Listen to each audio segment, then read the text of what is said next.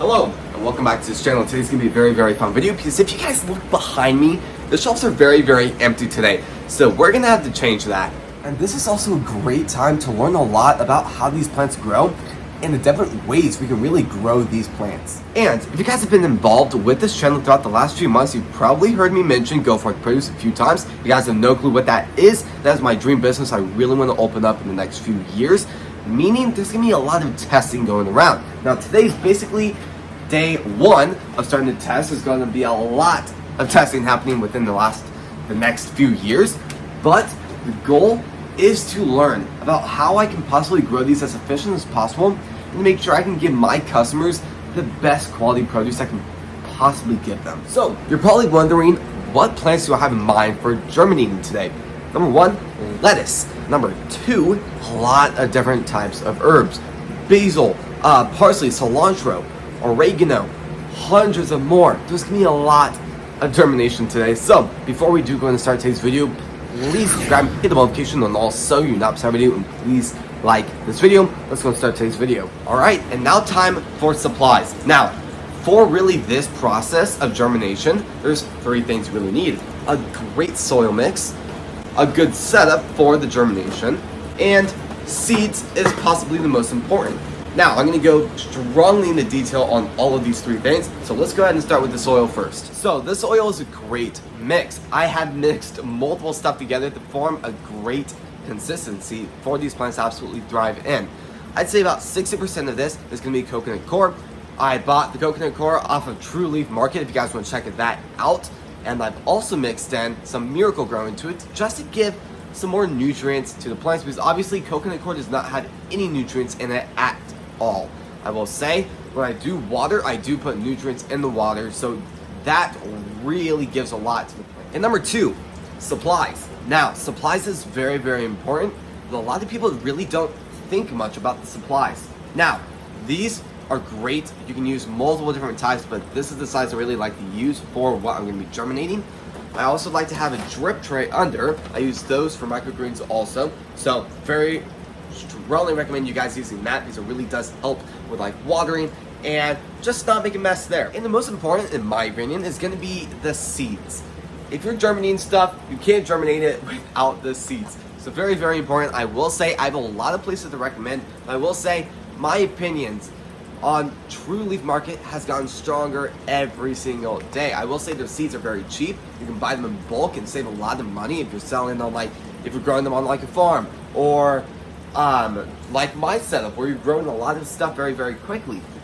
For the goal of saving as much money and really being able to buy bulk and save a lot with that, True Leaf Market is the place you want to go with. I will also say, funny story here, the coconut coir, I've already said this a little second ago, but coconut coir, I've actually been secretly buying from True Leaf Market. I bought it on Amazon.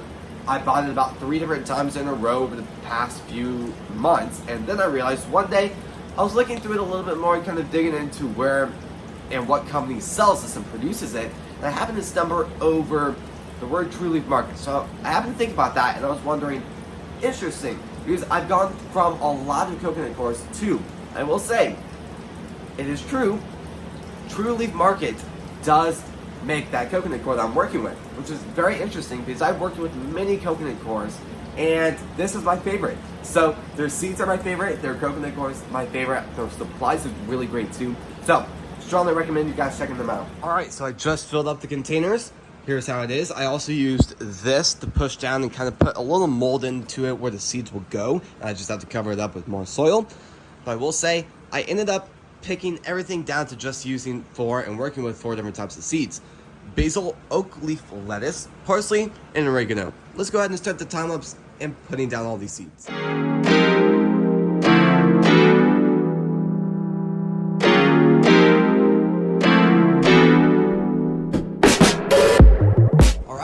All of this is completely done now. You can see I have everything labeled and soil above everything. Now, I did slightly overseed some of them, but at the end of the day, that's still okay because this is just testing. Now, all I have to do is go ahead and water everything, and then that'll be about good, and then I'll need to go ahead and put it on the shelves in the germination room. Now, obviously this is a bathroom, but I will say it also works as a great germination room. So I already have the shelf in here. I have the temperature and humidity to really know what the room is at. I close the door, turn off the lights in here, and it is pitch black in here. Very, very dark, and it works as a great area for these to germinate very well. If you also notice right here, I do have a heat mat, germination mat, also called that. Works very well to slightly warm up the soil to simulate the seeds needing to germinate very quickly. So at the end of the day, strongly recommend you guys doing that. I will water it every other day or maybe every day depending on how fast it's going to dry. There is some air flow in here, not a ton of ventilation, but I will say just keep that in mind. Very, very important. The soil is moist while it also has good heat. I usually recommend about 68 to 70 degrees, which is the best, which is a little bit higher than what the room is at. And I also recommend the room being about 80% humidity, which is very, very strong. A lot of humidity. Obviously, it's not at that right now. It's at 55. But those are the climates it really does thrive in. So just keep that in mind. All right. With the door now being closed, the days I recommend you guys keeping that in there is about 7 to 14 days, which is really the best. I would keep your eye on it. If you guys see any sprouting, any leaves starting to poke their heads up. Now, obviously, those were 4 different types of plants. All of them do have a different percentage of germination, how fast they will germinate. Some will germinate within the next 3 days, while some will germinate in the next 14 days. So definitely going to be bringing some here all over, so they will be eventually split up, but I will say other than that, this is going to be the end of the video. So if you guys like these types of videos, please subscribe, hit the notification on all so you not miss a video, and please like this video. If you guys also happen to notice, today's video was a lot more high quality with a lot more editing, a lot more cuts, a lot more different places we're filming in, and a lot more better information in a shorter amount of time. So if you guys like these types of videos, please comment down what you guys think about these videos, and if you guys think we should drastically start to change up the channel. If you guys saw one of my last videos, I did mention to you guys that we were drastically changing how the channel is going to be run. So thank you so much for watching today's video, and I'll see you guys when we post next. Peace.